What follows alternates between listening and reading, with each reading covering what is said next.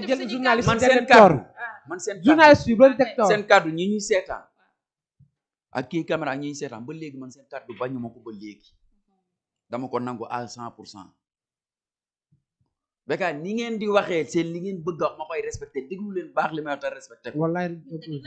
man non ba ñu ma respecté kat. waaw man je parle à Ahmed, je parle pas à toi. tu parles à Ahmed Khalifa Niass maanaam kon man maay wax Ahmed waxut man maay wax Ahmed waxut dama ni la yow doo Ahmed man duma Ahmed ba ñu koy poser question ñu koy tànnal li muy jàll ak yi dul jàll yow yaa bëgg mu jàll ko question bi yow yaa bëgg mu jàll ko yow yaa ne pourquoi newul pourquoi jëlalewul tooñ ne nanga ma ne la est-ce que moom mën na bàyyi question boobu en tout cas kilifa moomee ma ni la oh kilifa moomeewul yéen yii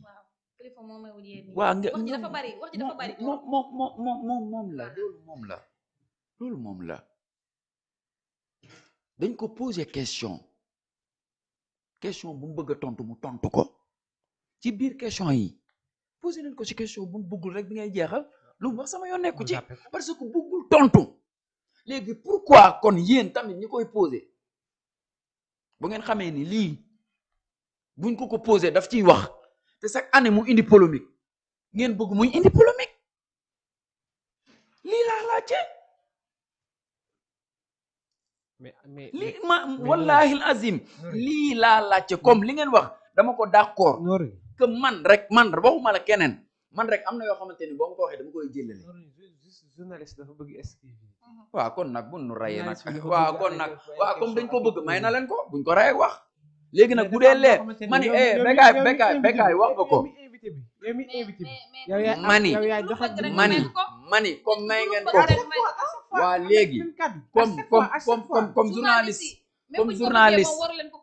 waa léegi loolu yéen du yéen a ko koy wax mu may ko ñàkk ko koo may du yéen a ko koy wax du yéen parce que dañoo jàpp ne kilifa la waa du yéen a ko koy wax am na yoo xam ne buñ ko journaliste yi posé moom war na xalaat toog ne lii kat man kilifa la am na yenn yoo xam ne bu ko waxoon naa jëru vraiment toujours la même chose ñaata kilifa ñoo nekk ci réew mi moom ñaata kilifa ñoo nekk ci réew mi moom Oustaz Assane rek parce que jox na ko benn saako ceeb benn bidon diwlin benn nag yow def nga lu baax kilifa nga def nga lu baax def ko ba ngay def man yëguma ko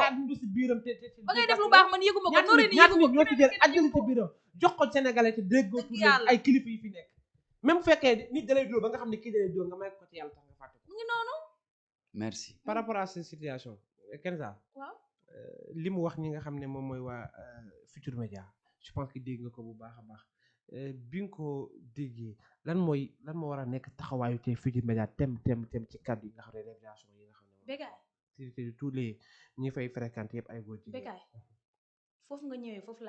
laa lay waxee tey ñi fa nekk ñëpp dañoo am ay njaboot nekk ay kilifa tey nga jam leen benn baat boo xam ne ku nekk mu ngi koy bañ ku nekk mi ngi koy daw ba dee tey nga wax leen ko xaw ma nag li tax mu wax leen ko xaw ma da koo xam ci ñoom xaw ma da koo gis ci ñoom ba tax mu wax leen ko mais dama ne li ma fi waxoon démb laay wax képp koo xam ne wax ji naq dina la li la yoon may dem ko ba jeex képp koo xam ne wax ji naq dina la Bécaye kilifa day def fi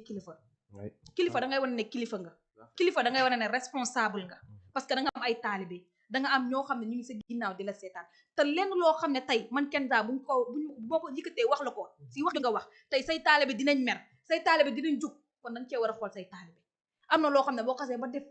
def ko te yàlla rek tax wax nga ci benn yoon donte naqade la wax nga ci benn yoon joru nga ciy jaar di ci jaaraat journaliste yi luñ bëgg a exposé la ñu exposé te buñ sañoon nga wax sa vie privée ñu exposé ko ci réew mi mais yow yaay am li nga xam ne sa vie privée la nga dencal ko sa bopp ñaata kilifa noo nekk ci réew mi ñaata kilifa la ñuy taf di leen wax lu leen neex di leen saaga di dugg fu nekk ñu koy tudd lu nekk ñu koy wax te dañoo toog fi ñu toog bañ a génnuñu wax seeni taalibe sax ñooy génn wax tam dañuy tax parfois dañuy wax seen taalibe yi bàyyi leen mu seen génnuñu wax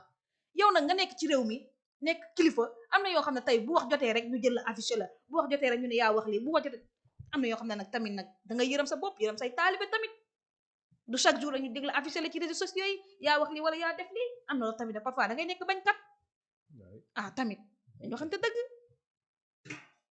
des révélations moom man personnellement du lu ma rafet non kenn d'accord ci fi ñu bëgg a fi ñu bëgg a d'accord kenn ba d'accord ci comment ci ñu bañ a d'accord ndax loolu baaxul ay kilifa ñoo fa nekk mënoo jël tuuma bu toll ni teg ko ñëpp ay nga nit ramassé yi ñëpp nga ne xam ñoom ne ñëpp ñëpp ci loolu lañu la tamit nag. c'est révélation bu diis la te yëmu sax ci loolu mais aussi même que li nga xam ne moom mooy problème oustaz Assane bi mu ko seexaloon xaw ma dëgg la ou pas xaw ma nu mu demee mais dafa doy tamit nit ñi fàtti loolu parce que fii ñëpp ñii dañuy baale en dëgg quelque yàlla sorte parce que doomu aadama nit dalay tooñ sax nga xam ne kii tooñ na ma nga wëlbatiku di fàtte di jéggale. waaw nit ki day ñëw ci yow nga xam ne kii daf Dëgg may la. dóor nga dimbale ko nga bàyyi ko ci dóor bi mu la dóor nit yàgg naa fee suñu mag ju baax ji ki nga xam ne moom mooy sëñ Fallou am na bés nit dafa ñëw ba ci moom ne ko Fallou dama am doom dama la yow laa ko tuddee dama bëgg nga kooku jox ko lépp xale bi ñëw ba foofu mu ne ko luñ la war a waxal naam Fallou te kooku xamul na ne te xamul ne sëñ bi xam na ne kii da ñi koy ñu war a dóor teg ci yoon. ñi ñu war a wax ne ñu bu ah, buñ leen tooñee jéggale leen. ñi ñu war a wax ne fàtte leen. waaw tey ñooñu taxaw di wax. liñ di defal nit ki wax di ko. def yëf waaw léegi kon révélation ñun nag nan la ñu def. day nekk situation bu compliquée Aha. donc on est vraiment désolé mais personnellement dama li mu wax na man la engagé rafetlu wu ma ñam ko doxee rafetlu wu ma ni muy waxee si Oustaz Assane toujours à chaque fois muy révéler les mêmes choses les mêmes discussions à chaque fois mu koy tegaat ci table bi y a pas de sens kilifa nga nit da ngay xam ne boo dee kilifa da ngay xam ne kilifa nga parce que je suis vraiment désolé mais nit ku toll ni yow nekk di jokkamaajo jokkale ak ay say moromu doom ñi nga xam ne barki démb la ñu juddu sa kanam donc c'est tellement compliqué donc nous souhaitons que di la ko ñaan ci njëkk mbir bi nga jël ko fàtte ko te bañ cee waxaat parce que wax ji nga ko bi nga ciy wax amatul sens te mënu dara changer mënu changer dara ci vie yi mënu changer dara ci situation bi mënu changer dara ci nit ñi donc vaut mieux que nga xam bu baax a baax que nit ñi vraiment wax jooju commencé naa booy suñu nopp te bu yàggee nit bu kilifa buñ miinee say wax yab la noonu la demee donc toujours dama bëgg ñu terminer ci li nga xam ne moom mooy situation Mame Ndiaye Savon déjà jot nañ ci ay information que jamono ji Mame Ndiaye Savon ànd tot ak xelam ñenn ñi nag am ay révélation yi ñu ci def jàpp ne est-ce que du mbiru ki nga xam ne moom mooy dabbaax bi ko yóbbee ni mel wala aussi harcèlement yi nga xam ne réseaux sociaux ñoo ngi koy jël di ko teg ci ndoddam teg ko aussi ci ndodd ki nga xam ne moom mooy jëkkëram yooyu ay traumatismes yi nga xam ne ñoom ñoo ko topp jamono ji mu ngi déliré